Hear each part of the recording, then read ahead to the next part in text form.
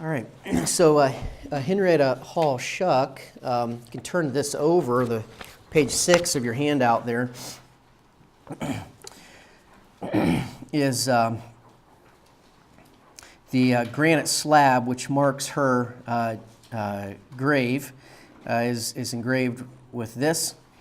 Henrietta, the first American female missionary to China, daughter of Reverend Addison Hall of Virginia, consort of Reverend J. Lewis Shuck, missionary to China, like that term, consort.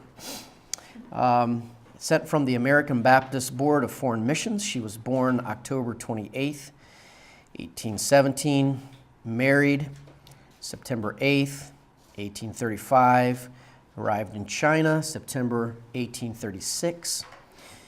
In the prime of life, in the midst of her labors, and in the meridian of her usefulness, suddenly but peacefully she died at Hong Kong, November 27th, 1844, aged 27 years. Hallowed and blessed is the memory of the good. All right, so I'm not going to read this handout. I'm just going to go over some other notes. You'll find some of this tied in together there. So you can make notes on this. Generally, it would be the same content. This is a brief essay that I've given you by Marjorie Dowles about her life. But as we saw there, she passed away at the age of 27 years old. Henrietta was born in northeastern Virginia, and she was born into a godly home, as your essay says. That's the first heading to make note of with regard to this fact of her life. She had a godly home. She had a mom and dad that loved her, and she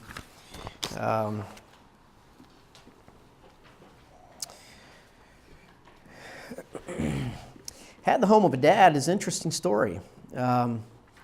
He was a lawyer and had gone through law school, and he was successful in what he was doing. But at the age of 37, her father was called to preach and surrendered to the ministry. And it's interesting that same year that he was called to preach, Henrietta was called or surrendered to the mission field. She loved her father dearly, and he was undoubtedly the greatest influence on her life, was her dad. So being in Virginia here in the year 1831, by the way, you can find that in the fourth paragraph on your first page. You can find that there, that statement about her father at the age of 37 and she at the age of 16. He surrendered to preach. She surrendered to be a missionary. She was saved at the age of 13 at a camp meeting revival.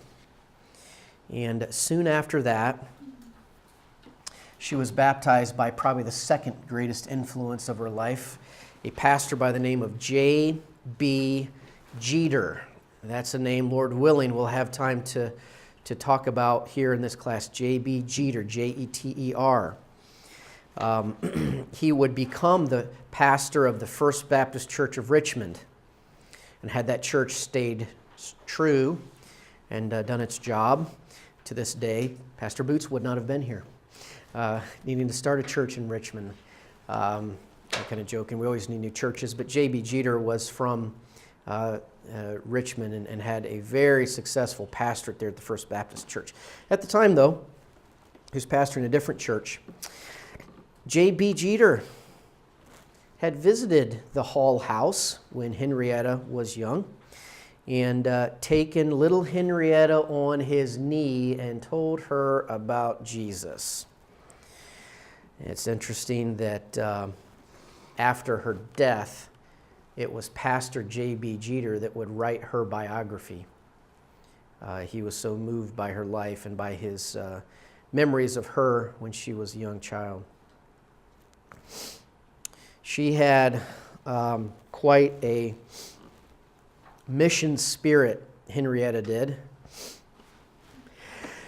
Excuse me. And, excuse me, the bottom of page 1, we see she begins to grow serious about the Lord's work.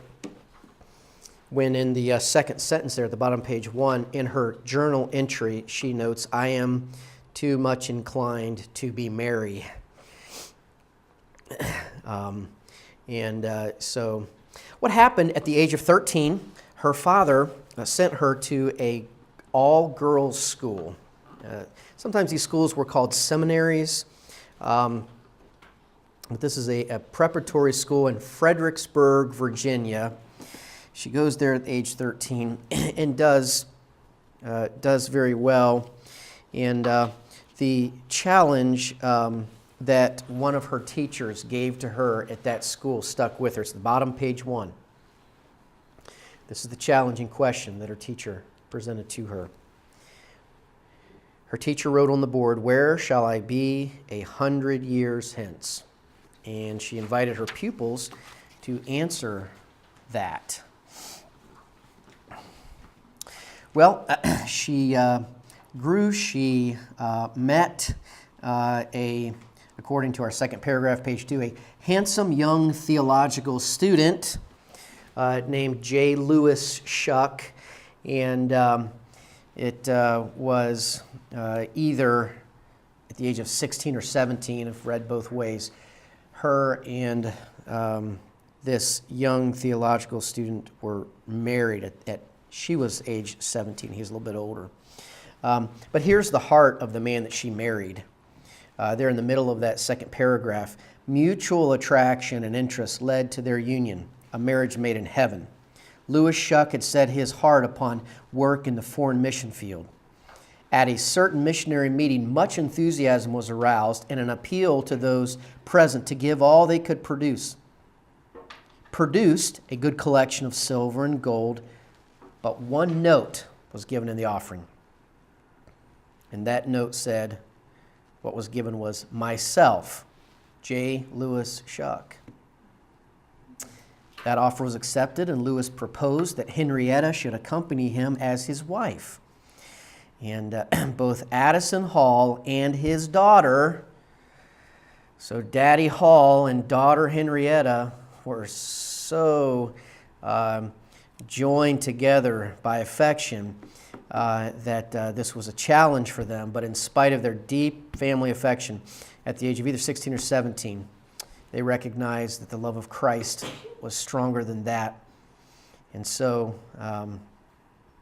they were married, and within a short time, young Henrietta, now Shuck, and her husband still on deck on a boat headed to China. So on September 10th, 1835, they were commissioned as a couple by the Triennial Convention. Again, all mission work, much missions work through Baptists that day was going through this convention. And as we'll see in the second person that we're going to deal with today, that caused some problems. Anyway, this young couple gets commissioned, and they, September 22nd, 1835, stood on the ship called the Louvre. 8 couples and 4 single missionaries headed east. And there they left Boston. Their first stop after 4 months was Calcutta, India. And there they visited Adoniram Judson's work. I believe Judson was himself away from the main mission station at that time. But they visited Judson's work. They saw his second wife at this time, who was, okay, we know this, ladies, right? Because I talked about them for too long. What's the name of Judson's second wife? Sarah Boardman Judson. But Henrietta Shuck took time to visit the grave of Ann Judson on this stop. And certainly went out of her way to do that, I'm sure. And probably a special time for her. Well, they arrive in Singapore, and their first year they spent in Singapore in language study. And they were going to be working there for quite a while. And near the end of page 2, it says the Shucks reached Singapore in March, 6 months after they had sailed from home.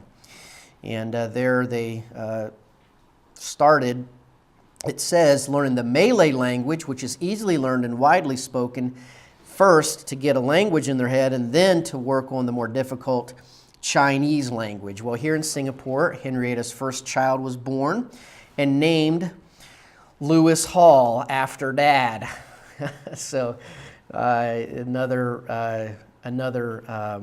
proof of Henrietta's great love for her father, that they named their first boy after him.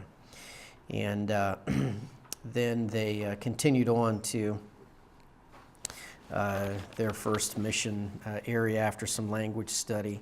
But at this time, it was soon found out that Henrietta's health was frail. She had a sickly body. She was weak and always battled disease. And this was going to be their challenge, really. It was going to be their thorn in the flesh that the Lord saw fit to not remove from her. We were talking a couple days ago in the morning with the kids, and we were reading, I think it was 2 Timothy, at the end of 2 Timothy. He left one of his co-workers, Trophimus, he left him back at a place sick.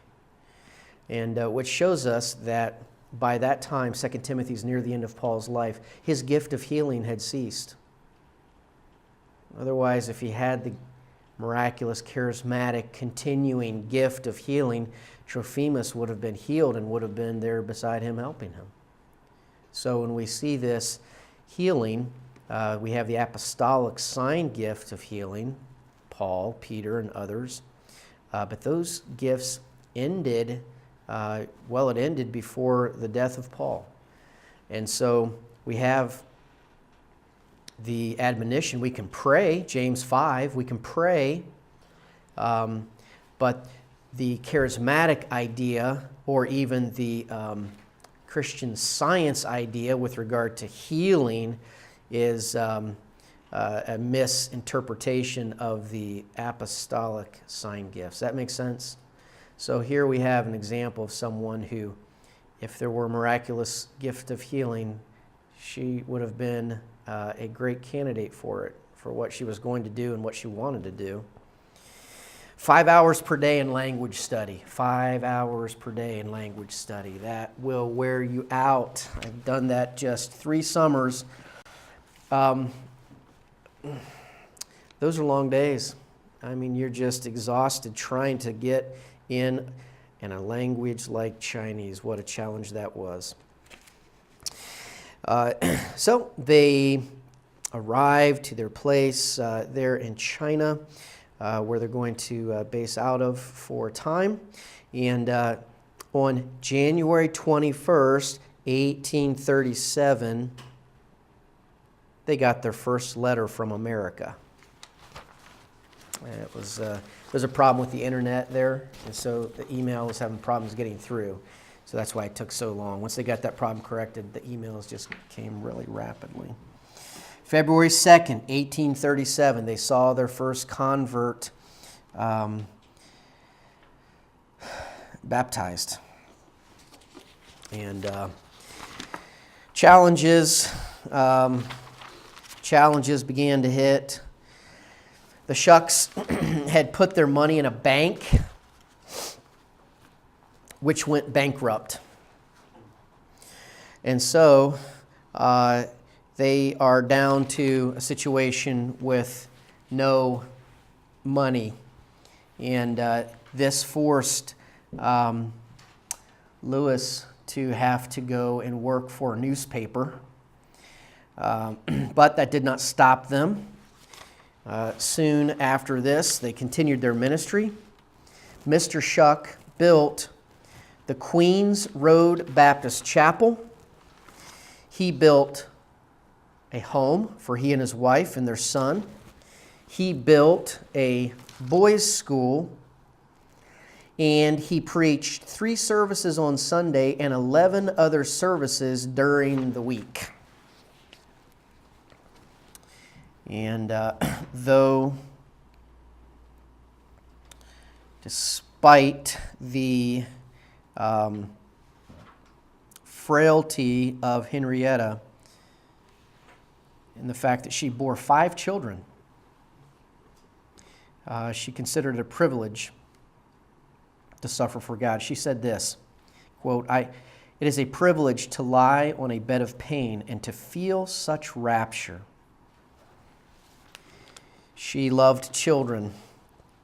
The first full paragraph on page 3 says this, "Henrietta's great desire was to give the benefits of education to the neglected women of China, but so little were the girls esteemed that the parents would not allow them these benefits.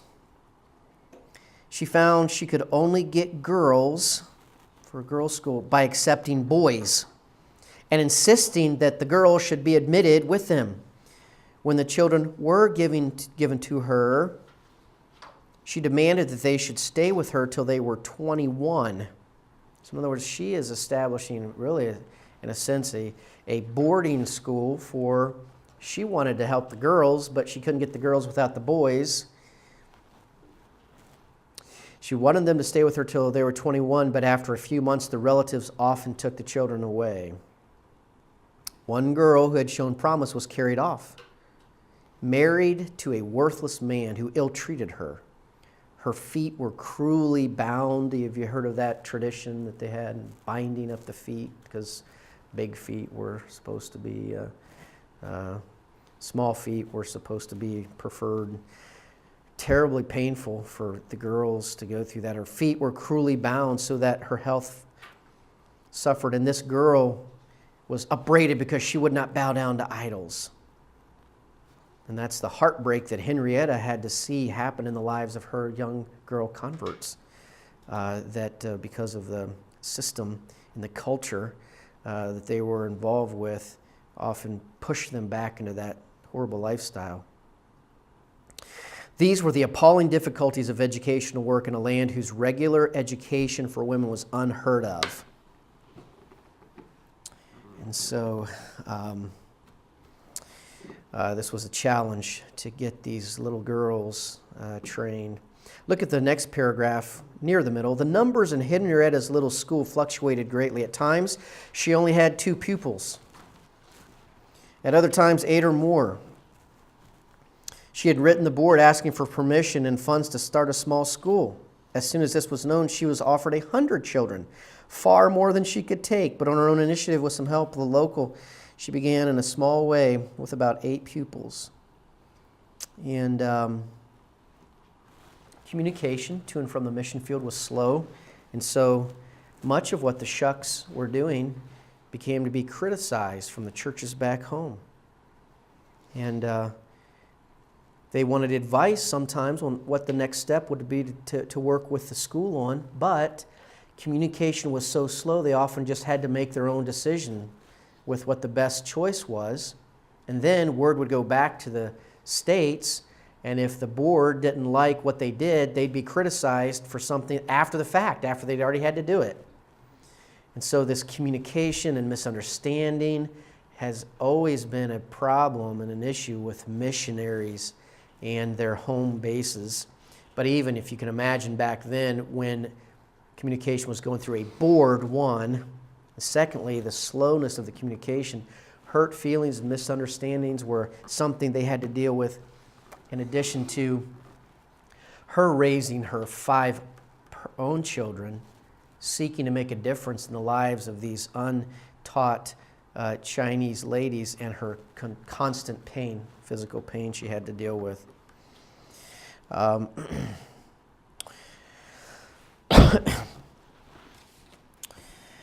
She wrote a journal entry April 26, 1840. She said, "It's my privilege to suffer." In 1844, she was confined to her room again because of illness, and was fervent and faithful in her prayers and in her longing to see the Lord's work done among these Chinese, particularly among the Chinese ladies. The page 4 here, the second to the last paragraph. This sheet that I have fills in a little bit more details with regard to what she was doing in her schooling. But look at the next to the last paragraph on page 4. When her fourth child was born, she was seriously ill, yet made a good recovery, and again threw herself with her usual ardor into her work. The school and the evangelical work continued to prosper, yet her journal entries show she was aware of her failing health, sometimes apprehensive about her future. She wrote to her father. On her birthday, she wrote to her dad and said this: "I am today 27 years old, fast growing old." And she ended, "And now, my beloved Pa, farewell. May you long be spared to your family and to the cause of God. Do what you can for China." Yet her trust did not fail her, as her last letter to her family shows. "I rejoice to be able to say that recently, more than ever, I have enjoyed the smiles of the Savior. I have felt so much happiness, so much joy in committing all my cares into the hands of Him who I know cares for me. How delightful to know that God is our friend and that all things shall work together for our good." Well, she did what she could, but on the night of the 26th November, she was taken ill. The doctor came at midnight, but his efforts were unavailing. At 3 o'clock in the morning, she died. Her husband, in his grief-stricken letter to her father, describes her last hours. We'll read these.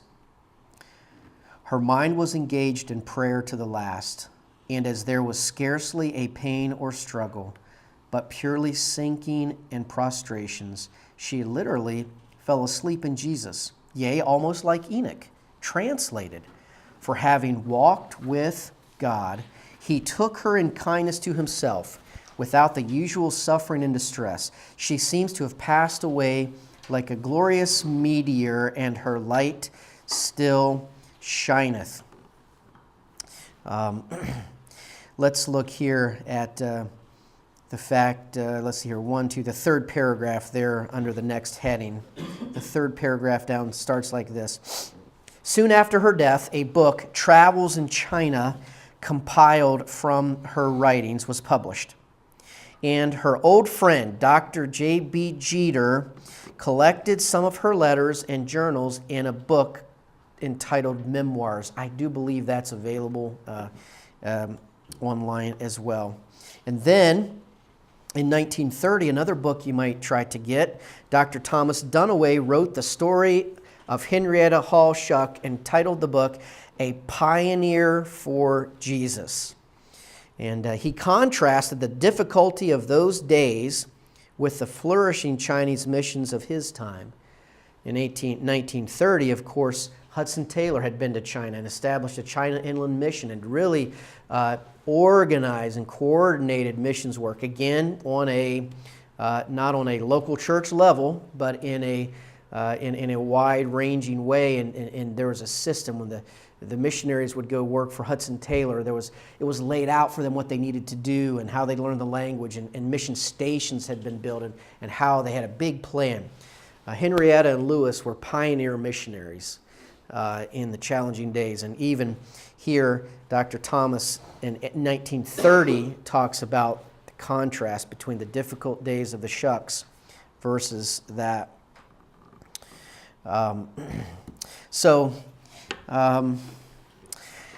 Henrietta wrote her good friend J.B. Jeter in her last letter. She wrote Pastor Jeter this: "Oh, that we may work while we can and work faithfully." And it is said that her funeral, which at that time was held in Hong Kong, was at that date the largest funeral on record in that city. She was so beloved by those that she worked for and worked with. So there's a pioneer missionary Henrietta Shuck, whose life ended at the age of 27. First woman Baptist missionary to China.